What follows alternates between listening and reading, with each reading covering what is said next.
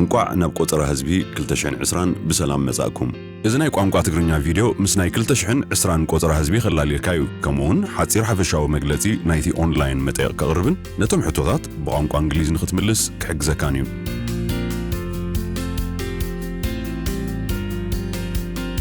እዚ ናይ 2020 ቆጠራ ህዝቢ ምቕጻር ናይ ነፍሲ ወከፍ ኣብ ሕቡራት መንግስታት ኣሜሪካ ዝነብር ሰብ እዩ ተቆጠራ ህዝቢ ኣድላይ እዩ ብሕገ መንግስቲ ሕቡራት መንግስታት ኣሜሪካ ኣብ 10 ዓመት ይካየድ እቲ ናይ 2020 ቆጠራ ህዝቢ ኣዝዩ ኣገዳሲ እዩ ናትካ ምላሽ ነፍሲ ወከፍ ግዛት ኣብ ቤት ምኽሪ ኮንግረስ ንዝህልዋ ቁፅሪ መናብር ኣብ ምውሳን ይሕግዝ ከምኡውን ልዕሊ 675 ቢልዮን ዶላር ፌደራል ፋንድ ብኸመይ ነፍሲ ወከፍ ዓመት ኣብ ማሕበረሰባት ከም ዝውዕል መምርሒ ይህብ እቲ ናይ 2020 ቆጠራ ህዝቢ ቀሊል እዩ ምምላእ እዞም ሕቶታት እዚኦም 10 ደቓይቕ ጥራይ ዝወስድ ኣብ ኦንላይን ብኮምፒውተር ታብለት ወይ ሞባይል ቴሌፎን ክትምልስ ትኽእል 24 ሰዓታት ኣብ መዓልቲ ከምኡውን ብቴሌፎን ወይ ነቲ መጠይቓዊ ወረቐት ብምጥቃም ክትምልስ ትኽእል እንድሕር መሊስካ ናይ ቤት ጽሕፈት ቆጠራ ህዝቢ ቃለ መሕትት መቕረቢ ናባኻ ምስዳድ ዘይከድልየና ይኽእል እዩ እንተደኣ ደንጉኹም መሊስኩም ሓደ ቃለ መሕትት መቕረቢ ገና ክበጽሓኩም ይኽእል እዩ ከምኡ ድማ ተኸታታሊ ሕቶታት እንተልዮሙና ወይ ንኻልእ መጽናዕትታት ናትካ ወይ ናትካ ሓበሬታ ምስጢራዊ እዩ ፌደራላዊ ሕጊ ንምላሽኩም ብውሑስ መንገዲ ከም ዝሕሎ ይገብር ናትኩም መልስታት ስታቲስቲክስ ንምውጻእ ጥራይ ዘገልግልን ብዝኾነ ናይ መንግስቲ ወኪል ትካል ወይ ቤት ፍርዲ ኸኣ ኣንጻርኩም ኣብ ጥቕሚ ክውዕል ኣይክእልን እዩ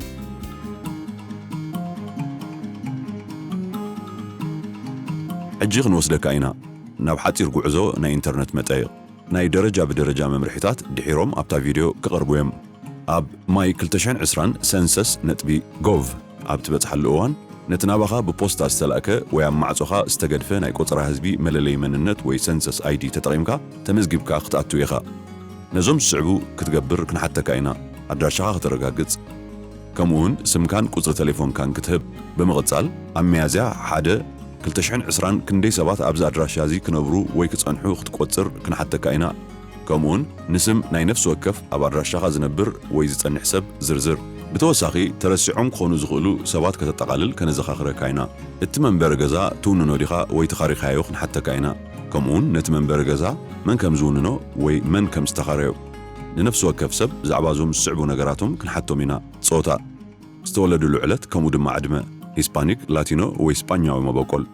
ከምኡውን ዓለት እንድሕር ልዕሊ ሓደ ሰብ ኣብ ሓደ ድራሻ ኣለዉ ኮይኖም ምስ በዓል ገዛ ብኸመይ ከም ዝዛመዱ ክንሓትት ኢና ኣብ መወዳእታ ዝኾነ ሰብ ሓደ ጊዜ ኣብ ካልእ ኣድራሻ ዝቕመጥ እንተኾይኑ ክንሓትት ኢና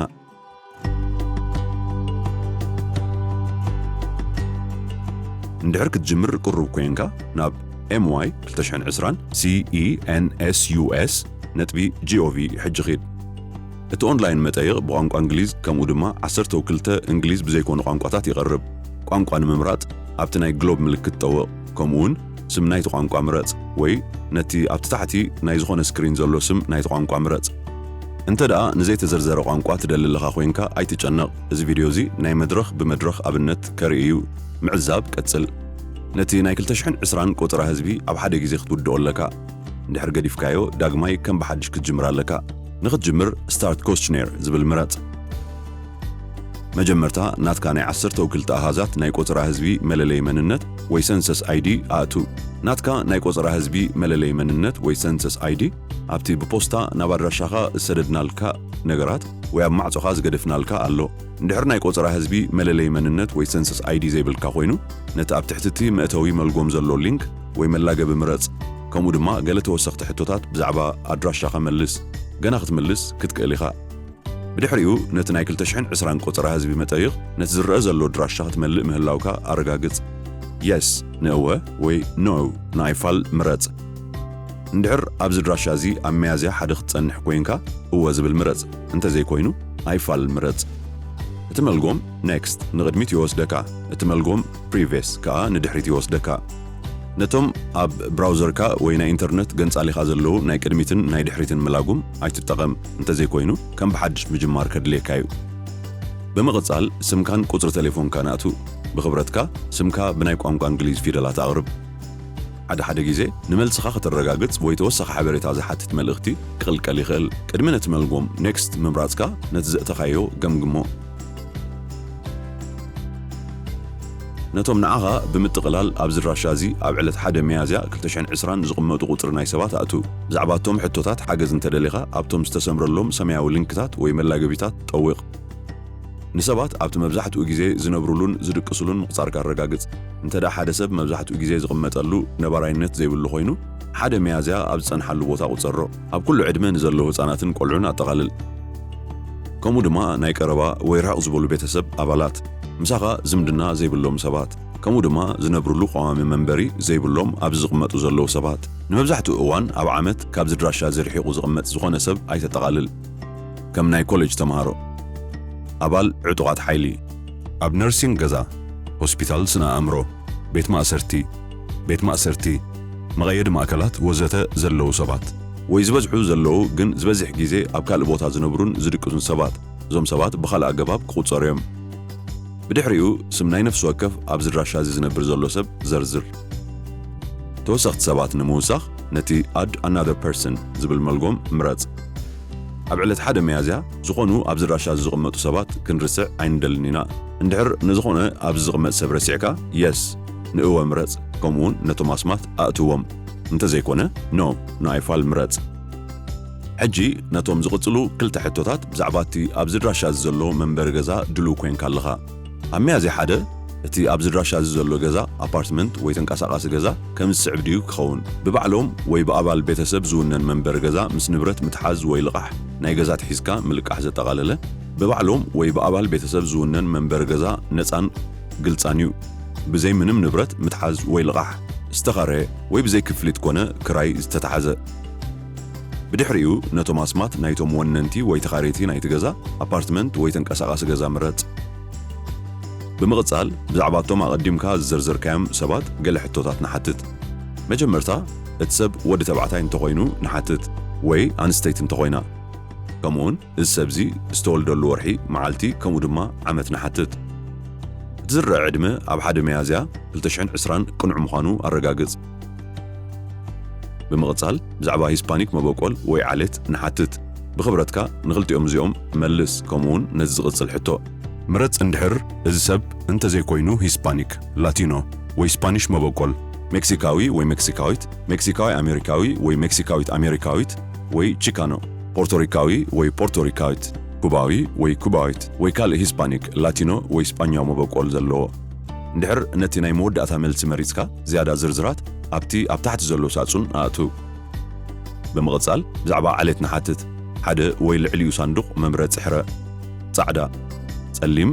ወይ ኣፍሪካዊ ኣሜሪካዊ ወይ ኣሜሪካዊት ኣሜሪካዊ ህንዳዊ ወይ ህንዳዊት ወይ ናይ ኣላስካ ተወላዲ ወይ ተወላዲት ቻይናዊ ወይ ቻይናዊት ፊሊፒናዊ ወይ ፊሊፒናዊት ኤስያዊ ህንዳዊ ወይ ኤስያዊት ህንዳዊት ቪየትናማዊ ወይ ቪየትናማዊት ኮርያዊ ወይ ኮርያዊት ጃፓናዊ ወይ ጃፓናዊት ካልእ ኤስያዊ ወይ ካልእ ኤስያዊት ናይ ሃዋይ ተወላዲ ወይ ናይ ሃዋይ ተወላዲት ሳሞአዊ ወይ ሳሞአዊት ቻሞሮ ካልእ ፓሲፊክ ደሴት ነባሪ ወይ ካልእ ፓሲፊክ ደሴት ነባሪት ወይ ካልእ ዓሌት ኣብቶም ነዚ መስሉ ሳጹናት ዝርዝራዊ መበቆላት ኣእቱ ተወሰኽቲ ሰባት እውን ነዚ ሕቶ እዚ ክርእይዎ እዮም እዚ ሰብዚ ምስቲ በዓል ገዛ ብኸመይ ይዛመድ እዚ ስዕብ ምረጽ ተጸራሪ ጾታ ሰብኣይ ሰበይቲ ወይ በዓል ቤት ተጸራሪ ጾታ ዘይተመርዓዉ መጻምድቲ ተመሳሳሊ ጾታ ሰብኣይ ሰበይቲ ወይ በዓል ቤት ተመሳሳሊ ጾታ ዘይተመርዓዉ መጻምድቲ ውሉድ ወይ ውልድቲ ወዲ ወይ ጓል ዘዕብይዋ ወይ ዘዕብይዎ ቆልዓ ወዲ ወይ ጓል ወዲ በዓል ቤት ወይ ጓል በዓል ቤት ሓዊ ወይ ሓፍቲ ኣቦ ወይ ኣደ ደቂ ደቂ ናይ በዓል ቤትካ ወይ ናይ በዓል ቤትኪ ወለዲ ሰብኣይ ጓል ወይ ሰበይቲ ወዲ ካልእ ዘመድ ኣብ ሓደ ክፍሊ መናብርቲ ወይ ኣብ ሓደ ገዛ መናብርቲ ወይ ሩምሜት ኦር ሃውስሜት ናይ ምዕብዮ ቆልዓ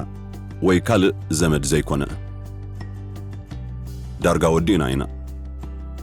ገሊኦም ሰባት ኣብ ካብ ሓደ ንላዕሊ ቦታ ይነብሩ ወይ ይጸንሑ ነፍሲ ወከፍ ሰብ ከዓ ሓደ ግዜ ጥራይ ክቁጸር ኢና ንደሊ ስም ናይ መብዛሕትኡ ግዜ ኣብ ካልእ ቦታ ዝቕመጥ ወይ ዝጸንሕ ዝኾነ ሰብ ሕረ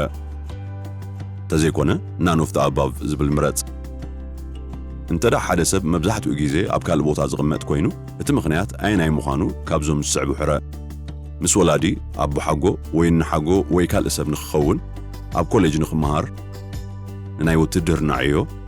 ናብ ስራሕ ወይ ዋኒን ዝቐረበ ንኽኸውን ኣብ መእለይ ኣረጋውያን ወይ ኣብ ናይ ጉጅለ መንበር ገዛ ኣብ ቤት ማእሰርቲ ወይ ቤት ማእሰርቲ ሓሓሊፉ ወይ ካልእ ነባራይ ወይ ንኻልእ ምኽንያት ጽቡቕ ስራሕ ሕጂ መልስታትካ ንምስዳድ ድሉው ኢኻ ነቲ ናይ 2020 ናይ ህዝቢ ቆፀራ ንምዝዛም ሰብሚት ኮስችኔር ዝብል ሕረ ኣድራሻኻን ናይ ሎም ዕለትን ዝሓዘ ናይ መረጋገፂ ገጽ ክትርኢ ኢኻ ወዲእካ ኣለኻ ነቲ ናይ 2020 ቆፀራ ህዝቢ ኣብ ኦንላይን ዛዚምካ ኣለኻ የቐኒልና ሕጂ ነቲ ናይ መርበብ ብራውዘር ወይ ገንጻሊ ክትዓጽዎ ትኽእል ኢኻ ነዚ ቪድዮ ወይ ተመሳሳሊ ቪድዮ ብኻልእ ቋንቋታት ንምክፋል ናብ 2020 census.gov/language ዝግዳ ብጽሑ